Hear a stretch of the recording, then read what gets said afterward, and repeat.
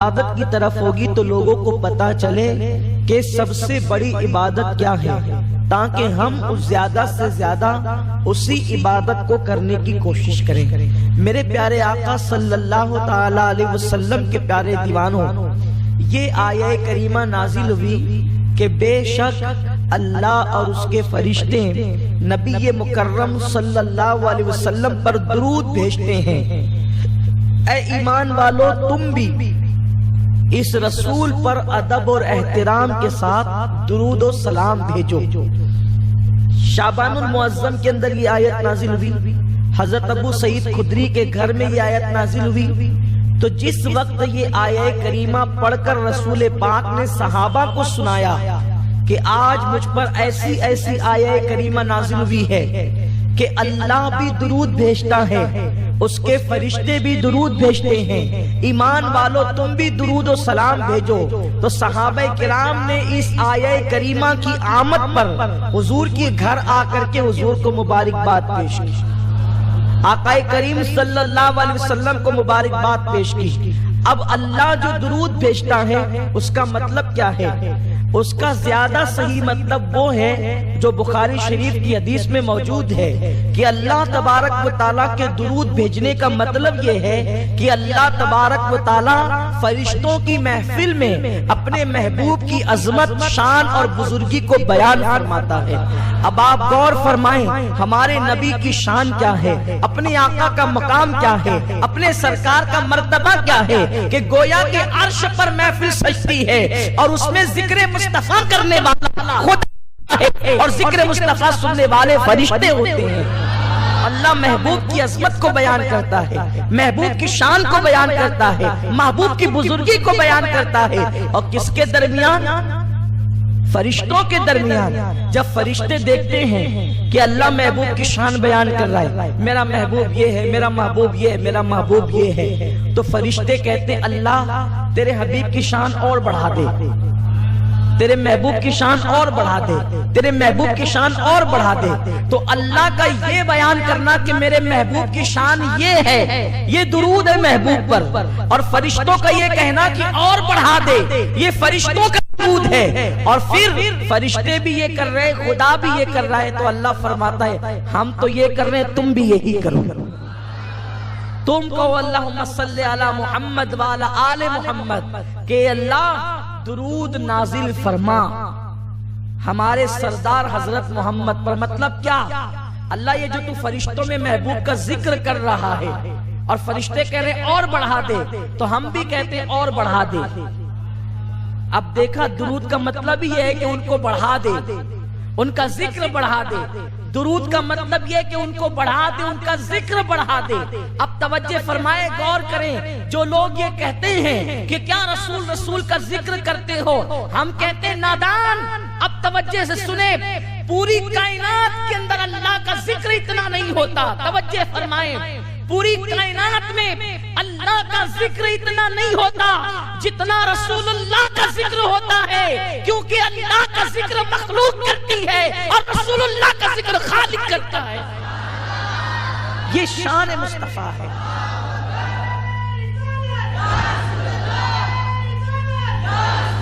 یہ اپنے نبی کی شان ہے، یہ اپنے نبی کا مقام ہے۔ تو اللہ تبارک و تعالیٰ پھر قربان جائیں، آپ نماز پڑھے تو ثواب ملتا ہے، آپ روزہ رکھیں تو ثواب ملتا ہے، آپ حج کریں تو ثواب ملتا ہے، آپ زکوٰۃ دیں تو ثواب ملتا ہے، آپ رکوع کریں تو ثواب ملتا ہے، آپ اللہ اکبر کہیں تو ثواب ملتا ہے، آپ سبحان اللہ کہیں تو ثواب ملتا ہے، آپ الحمدللہ کہیں تو ثواب ملتا ہے۔ لیکن جب آپ درود پڑھتے ہیں تو آپ اتنے محبوب ہو جاتے ہیں، آپ اتنے محبوب ہو جاتے ہیں کہ جب آپ درود پڑھتے ہیں اللہم صلی علی محمد، اے اللہ میرے محبوب پہ درود نازل فرما، تو اللہ کے رسول فرماتے ہیں صلی اللہ علیہ وسلم، تم ایک مرتبہ مجھ پہ درود پڑھتے ہو تو اللہ 10 مرتبہ تم پر درود نازل فرماتا۔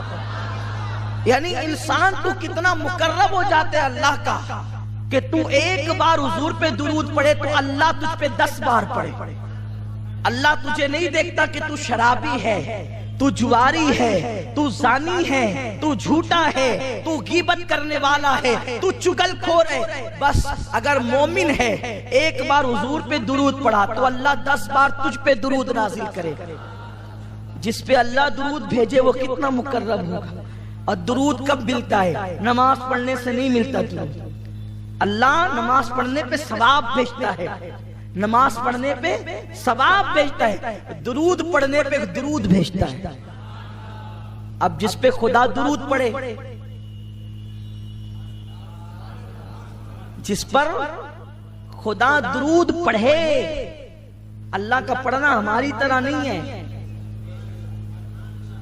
اللہ کا پڑھنا ہماری طرح نہیں. ابھی آپ نے سنا نا کہ اللہ تعالیٰ کیسے درود پڑھتا ہے، کیسے درود بھیجتا ہے. وہ فرشتوں کی محفل میں نبی کا احترام اور بزرگی بیان کرتا ہے، لیکن جب امتی درود پڑھتا ہے تو اللہ اس کی بھی شان فرشتوں میں بیان کرتا ہے اور اس پہ رحمتیں نازل فرماتا ہے. سوچو زبان قدرت پر تیرا نام آ جائے تیری شان کیا ہے.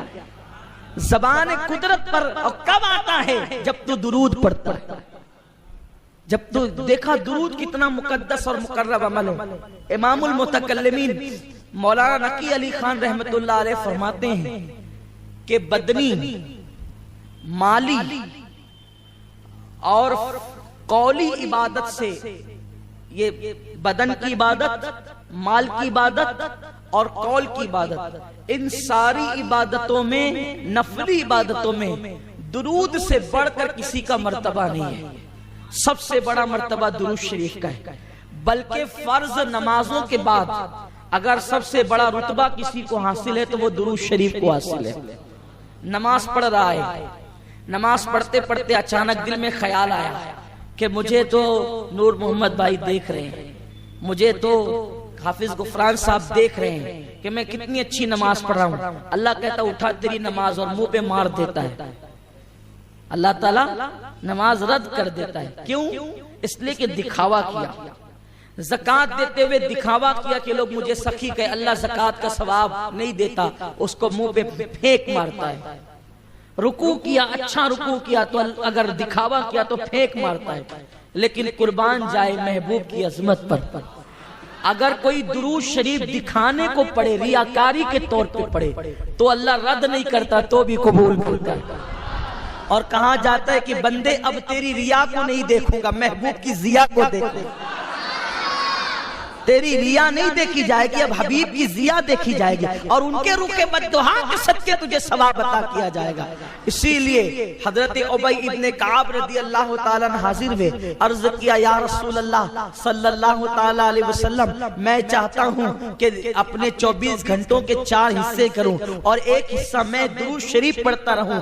آقا کیسا رہے گا؟ سرکار فرماتے ہیں بہت اچھا ہے، اگر اس میں زیادتی کرو تو اور بہتر ہے تمہارے لیے. عرض کی یا رسول اللہ 24 گھنٹے کے آدھے حصے میں اب میں آپ پہ درود و سلام ہی پڑھتا رہوں گا. آقا فرماتے بہتر ہے لیکن اس میں اور اضافہ کرو تو اچھا. عرض کی یا رسول اللہ پونا حصہ درود و سلام. آقا فرماتے بہتر ہے اور زیادہ کرو تو اچھا. عرض کیا یا رسول اللہ فرض نمازوں کے بعد رات و دن میں صرف آپ پہ درود و سلام پڑھوں گا.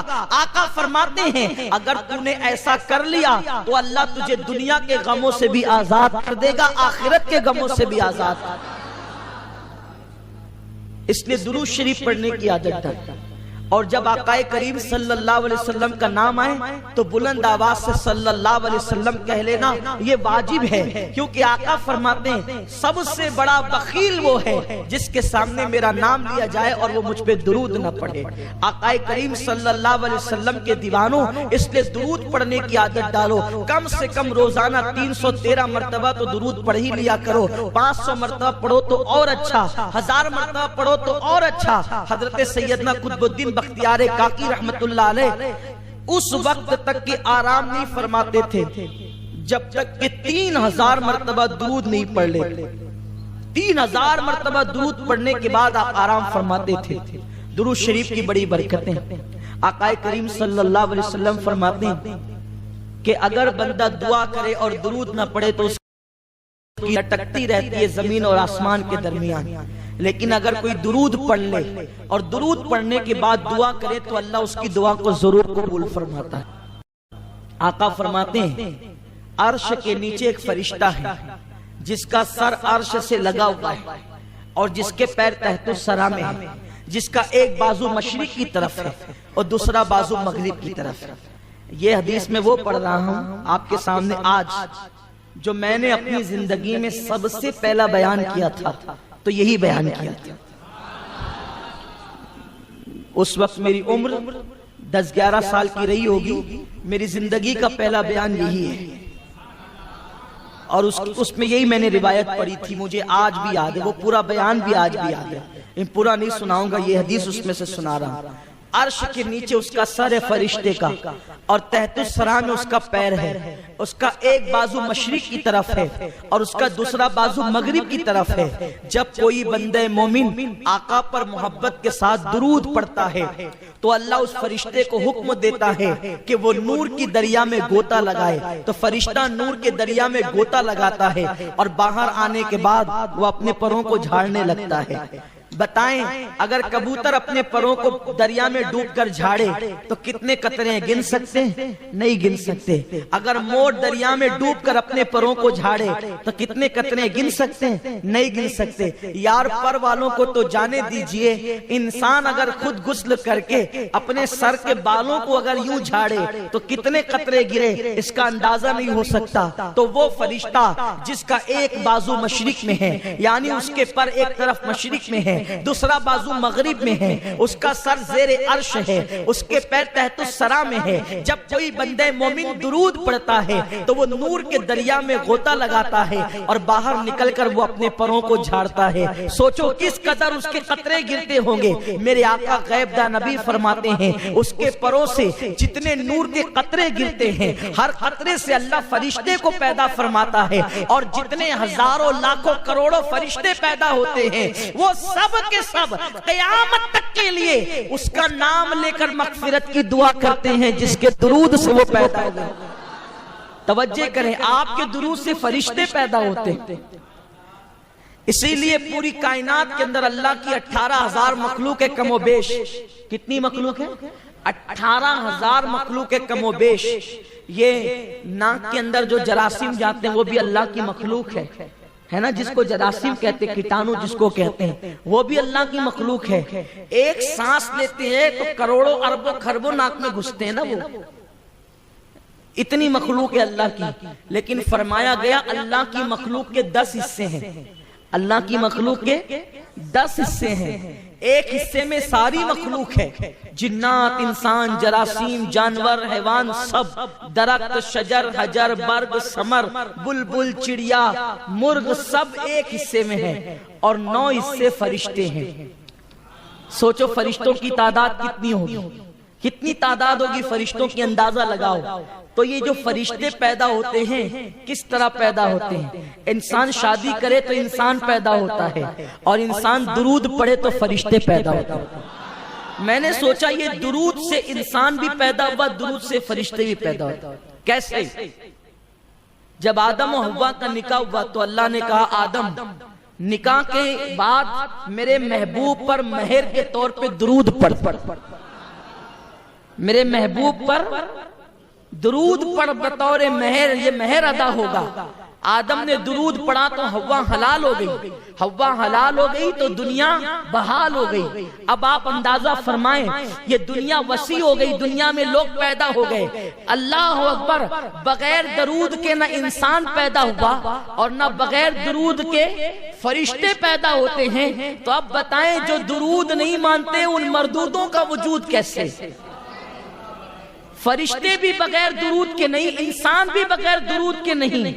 تو جن مردودوں کو اعتراض درود پر، ارے درود وہ ہے، اللہ نماز نہیں پڑھتا نماز کا حکم دیتا ہے، روزہ نہیں رکھتا روزے کا حکم دیتا ہے، حج نہیں کرتا حج کا حکم دیتا ہے۔ درود وہ عمل ہے، وہ درود بھیجتا بھی ہے اور درود پڑھنے کا حکم بھی دیتا ہے۔ وہ لا شریک بھی، وہ لا شریک بھی مومنوں کو کہتا ہے کہ جب تم درود پڑھتے ہو تو ہم بھی درود تمہارے ساتھ بھیجتے ہیں، یا ہم بھیجتے ہیں۔ سنو سنو، میرے آقا فرماتے ہیں جب تم دعا کرو یا دعا سنو تو بلند آواز سے آمین کہو۔ جس کی آمین فرشتوں کی آمین سے مل جاتی ہے اس کی مغفرت ہو جاتی ہے، کیونکہ فرشتے بھی آمین کہتے ہیں، تم بھی آمین کہتے ہو۔ جس کی آمین فرشتے کی آمین سے مل گئے اس کی مغفرت ہو گئی۔ اللہ بھی درود بھیج رہا ہے، بندہ بھی درود بھیج رہا ہے۔ جس کا درود خدا کے درود سے مل جائے اس کا مرتبہ کیا ہوگا؟ جس کا درود، ارے جس کی آمین فرشتوں کی آمین سے مل جائے اس کو جنت مل جائے، جس کا درود خدا کے درود سے مل جائے اس کا مرتبہ کیا ہوگا؟ امام المتکلمین مولانا نقی علی خان علیہ رحمہ جو اعلیٰ حضرت کے والد بزرگوار ہے، فرماتے ہیں ایک مرتبہ درود پڑھنا پوری دنیا کی نعمتوں سے بڑھ کر ہے۔ درود وہ ہے، درود کا ثواب وہ ہے۔ آئیے بہت تفصیل میں نہیں جاتے، چند باتیں عرض کرتے ہیں تاکہ ہم درود پڑھیں، درود پڑھنے کے عادی بنیں، آج سے عادت بنائیں۔ درود پڑھنے میں کبھی شرمایا نہیں کریں بلکہ اپنی عادت بنائیں، اٹھتے بیٹھتے چلتے پھرتے آقا پہ درود شریف پڑھا کریں، کیونکہ میرے آقا فرماتے ہیں، توجہ کریں آپ، جب بیان ہوتا ہے تو آپ سوچتے ہیں نا کہ آپ مقرر کے قریب بیٹھے، آپ سوچتے ہیں کہ نہیں سوچتے؟ مقرر کے قریب بیٹھے، کیونکہ مقرر کے قریب بیٹھیں گے قریب سے چہرہ نظر آئے گا، ٹھیک ہے؟ اگر مقرر باعمل عالم ہے تو اس کے چہرے کو دیکھنا عبادت ہے، اور اس کے چہرے کو دیکھنے کی برکتیں ملتی ہے، آنکھوں کی روشنی تیز ہوتی ہے، اور بھی بہت ساری فضیلتیں ہیں۔ تو ہر آدمی سوچتا ہے کہ میں قریب بیٹھ کر مقرر کا چہرہ دیکھوں، اس کی زیارت کروں، ٹھیک ہے؟ ایسے بھی مومن کو دیکھنا بھی عبادت ہے، ایمان والے کو دیکھنا بھی عبادت ہے۔ میرے آقا علیہ السلام کے دیوانوں اتنی بڑی عبادت ہے کہ اگر مومن کو محبت کے ساتھ دیکھو اور تمہارے دل میں اس کے لیے کینہ نہیں تو اللہ تعالیٰ تمہاری بھی مغفرت کر دے، اس کی بھی مغفرت کر دے۔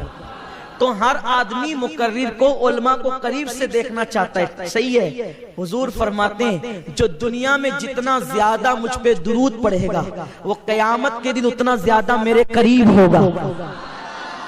مقرر کے قریب نہیں، جو تقریروں کا عنوان ہے اس نبی کے قریب، جو تقریروں کی جان ہے اس نبی کے قریب، جو ایمان کا ایمان ہے اس نبی کے قریب۔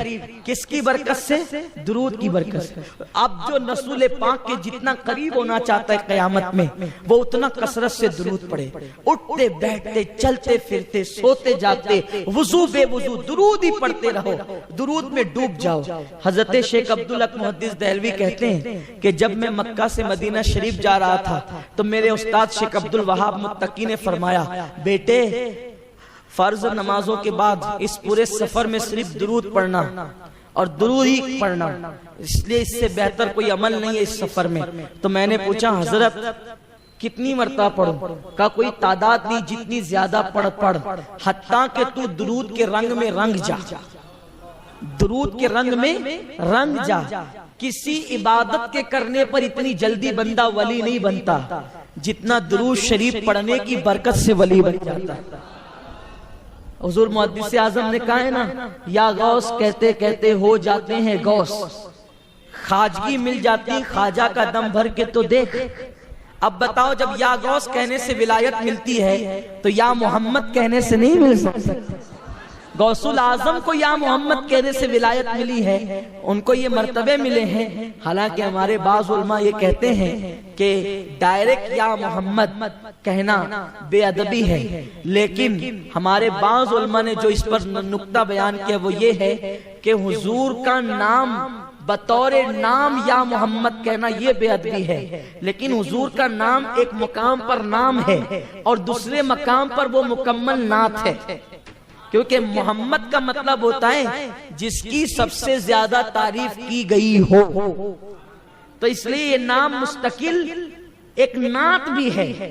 تو اگر بطور نعت یا محمد کہا جائے تو پھر کوئی گناہ نہیں رہتا، کوئی بے ادبی نہیں رہتی، اس لیے کہ حضور صلی اللہ علیہ وسلم نے حدیث میں خود یہ سکھایا ہے، یا محمد انی اتوجہ الیکا، یہ الفاظ حدیث مبارکہ میں آئے ہیں۔ تو میرے پیارے آقا صلی اللہ علیہ وسلم کے پیارے دیوانوں، صحابہ نے بھی یا محمدہ کہہ کر کے پکارا ہے۔ بہرحال وہ میرا عنوان نہیں، تو عرض یہ کر رہا تھا جب یا غوث کہنے سے غوث بن جاتا انسان تو حضور کا نام لینے سے کیا مرتبہ ملے گا، حضور کا نام لینے سے کیا مقام ملے گا۔ اور یاد رکھنا آقا کریم صلی اللہ علیہ وسلم پہ جب درود پڑھا جاتا ہے تو درود کی برکت سے گناہ معاف بھی کیے جاتے ہیں۔ آقا فرماتے ہیں جو مجھ پہ ایک بار درود پڑھے اللہ اس کو 10 نیکیاں عطا کرتا ہے، کو مٹا دیتا ہے اور اس کے 10 درجات کو بلند فرما دیتا ہے۔ ایک مرتبہ کا واقعہ ہے کہ ایک شخص اپنے باپ کے ساتھ حج کے لیے چلا، اور جب وہ حج کرنے کے لیے پہنچا تو وہ کعبے کا غلاف پکڑتا تو درود پڑھتا، طواف کرتا تو درود پڑھتا، زمزم پہ آتا تو درود پڑھتا، مقام ابراہیم پہ آتا تو درود پڑھتا، درود درود درود درود درود ہی پڑھتا رہا۔ عرفات میں درود، منی میں درود، مزدلفہ میں درود، سب جگہ درود۔ یہ بھی ایک بات ہے، جو درود پڑھتا ہے نا اس کے دل کی جتنی تمنا ہوتی ہے بغیر مانگے ملتی ہے، اس لیے کہ درود حضور کے لیے دعا ہے۔ درود جو محبوب کے لیے دعا کرے تو اللہ تعالیٰ پھر اس کو دعا کی حاجت کیا ہے۔ اب یہاں یہ بات مت سوچنا کہ ہم حضور کے لیے دعا کرتے ہیں تو حضور کے مرتبے بڑھتے ہیں، نہیں، اللہ اکبر، ہم حضور کے لیے دعا کرتے ہیں تو اپنی بگڑی بنتی ہے، ہم حضور کے لیے دعا کرتے ہیں تو اپنی بگڑی بنتی ہے، اور درود درود درود پڑھتے رہے۔ وہ نوجوان کو ایک بزرگ نے دیکھا، لوگوں نے اس بزرگ کا نام غلط بیان کیا ہے، لیکن زیادہ تر لوگ جس بزرگ کا نام بیان کرتے ہیں وہ حضرت مالک ابن دینار ہے۔ حضرت مالک ابن دینار نے اس بندے کو دیکھا اور پوچھا کہ اے بندے، تو طواف کرتا ہے تو درود پڑھتا ہے، عرفہ میں درود، مزدلفہ میں درود، مقام پر درود، ملتزم پر درود، ہر جگہ درود درود، کیوں درود پڑھتا ہے؟ اس نے کہا اگر آپ اتنے بڑے اللہ کے برگزیدہ بندے نہ ہوتے تو میں آپ کو یہ راز کبھی نہ بتاتا۔ میں جو آ رہا تھا اپنے باپ کے ساتھ، جب میں اپنے باپ کے ساتھ سفر حج پہ نکلا تو مجھے معلوم ہے کہ میرا باپ بڑا پاپی ہے، لیکن میری نیت یہ تھی کہ میرا باپ حج کر لے گا تو اللہ تبارک و تعالی اس کے گناہ کو معاف کر دے گا۔ لیکن افسوس اس پر ہوا کہ جب ہم لوگ حج کا سفر کرتے رہے تو اچانک رستے میں میرے باپ کی طبیعت علیل ہوئی اور اس کا انتقال ہو گیا، اور جب اس کا انتقال ہو گیا، صحرا تھا، جنگل تھا، بیابان تھا، میں نے اس غم کے عالم میں کہ اب میں اور میرا باپ، میں کیسے اس کی تدفین کروں، کیا کروں، کچھ سمجھ میں نہیں آتا تھا۔ ایسے میں نے سوچا کہ ایک کام کرتے ہیں کہ باپ کے لیے قبر کھودتے ہیں۔ میں اپنے باپ کے لیے قبر کھودنے لگا تو میں نے کیا دیکھا کہ میرے باپ کی شکل گدھے کی طرح، اس کا پورا جسم انسان کی طرح اور اس کی شکل گدھے کی طرح۔ میں تو اور پریشان ہوا کہ میرے لیے تعجب کی بات زیادہ نہ تھی، لیکن پھر بھی افسوس تھا کہ وہ باپ ہے، کیونکہ وہ بہت بڑا پاپی انسان تھا، بہت بڑا گنہگار تھا، سیاکار تھا وہ۔ ایسے میں نے اس کے جسم پہ چادر ڈال دی، کیونکہ اب میں کیا کر سکتا تھا، میں نے اس کا چہرہ چھپا دیا اور میں اس کے سرانے بیٹھ کر کے رونے لگا۔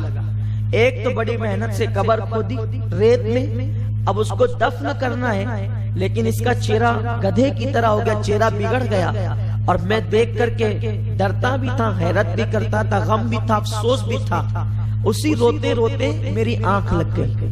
جب میری آنکھ لگی تو میں نے کیا دیکھا کہ ایک خوبصورت جوان میرے خواب میں دکھے، اور بہت خوبصورت سا چہرہ تھا، کالی کالی زلفیں تھی، خوبصورت سی آنکھیں تھی، اور ان کے جسم سے خوشبو کی لپیٹیں اٹھ رہی تھی۔ وہ چلتے تھے تو ایسا لگتا تھا جیسے عرش فرش پر آ گیا ہو۔ ان کی اس معصوم ادا کو دیکھ کر میں حیران تھا۔ وہ سیدھا آئے اور آنے کے بعد میرے باپ کی میت سے چادر ہٹایا، دیکھا تو جو ہے وہ گدھے کی طرح چہرہ تھا، اپنا مبارک ہاتھ چمکتا ہوا انہوں نے میرے باپ کے چہرے پہ پھیرا تو میرے باپ کا چہرہ 14ویں رات کے چاند کی طرح روشن ہو گیا، منور ہو گیا۔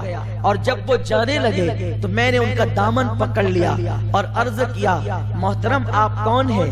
اے مشکل کشا، میری مشکل کو دور کرنے والے کون ہیں، اور میرے باپ پر اتنا رحم کرنے والے کون ہیں؟ تو انہوں نے مڑ کے کہا، کیا تم مجھے نہیں پہچانتا؟ میں محمد ابن عبداللہ ہوں۔ میں تیرے باپ کا اور تیرا رسول ہوں اور نبی ہوں۔ میں نے عرض کیا آقا میرا باپ تو بڑا پاپی تھا، اس کا چہرہ گدھے کی طرح ہو گیا، اور آپ نے آ کر اس کا چہرہ چاند کی طرح کر دیا، وجہ کیا ہے؟ ارشاد ہوا یہ پاپی تو بہت تھا لیکن سونے سے پہلے مجھ پہ درود پڑھ لیا کرتا تھا۔ جب یہ دنیا میں مجھے نہ بھولا تو مرنے کے بعد میں اس کو کیسے بھولوں؟ اور آقا علیہ الصلوۃ والتسلیم تشریف لے گئے۔ جب میرے آقا تشریف لے گئے تو کہتے ہیں میری آنکھ کھل گئی، اور آنکھ کھلی تو میں نے دیکھا کہ میرے باپ کا چہرہ 14ویں رات کے چاند کی طرح چمک رہا تھا۔ اللہ اکبر۔ وہ کہتے ہیں پھر میں نے اپنے باپ کو خوشی خوشی دفن کر دیا، اور میں نے عہد کر لیا اب ساری زندگی فرائض اور واجبات کے بعد اگر سب سے زیادہ کوئی عمل کروں گا تو صرف اپنے نبی پہ درود و سلام کروں گا۔